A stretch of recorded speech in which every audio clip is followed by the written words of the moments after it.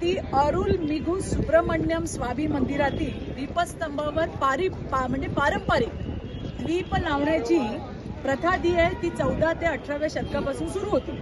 ती परंपरा पुन्हा सुरू राहावी म्हणून काही लोक कोर्टामध्ये गेले आणि त्या ठिकाणी मद्रास उच्च न्यायालयाच्या मदुराई खंडपीठाने तो दीप प्रज्वलित करा असा आदेश दिलेला आहे। पण यामुळे काय झालं की तथाकथित जे धर्मनिरपेक्षवादी होते लोक ते इतके चिडले की त्यांनी हा निकाल देणारे न्यायमूर्ती, त्यांचं नाव आहे GR स्वामीनाथन, यांच्या विरोधामध्ये महाभियोग आणला आणि या विरोधात जो महाभियोग आणलाय त्याच्यावरती 112 खासदारांनी सह्या केलेल्या आहेत। मला आश्चर्य तेव्हा वाटलं की या पारंपरिक दीप प्रज्वलनाचा जो आदेश ज्या न्यायमूर्तींनी दिला त्यांच्या विरोधात महाभियोग आणणाऱ्या त्या 112 खासदारांमध्ये उबाठाच्या खासदारांनी सह्या केलेल्या आहेत। आता मला साधा प्रश्न पडतो की महाराष्ट्रामध्ये हिंदुत्वाच्या नावाने गळे काढणाऱ्यांना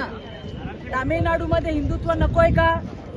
आणि पोकळ हिंदुत्ववाद्यांनी याच्यावरती आपली भूमिका जी आहे ती स्पष्ट केली पाहिजे।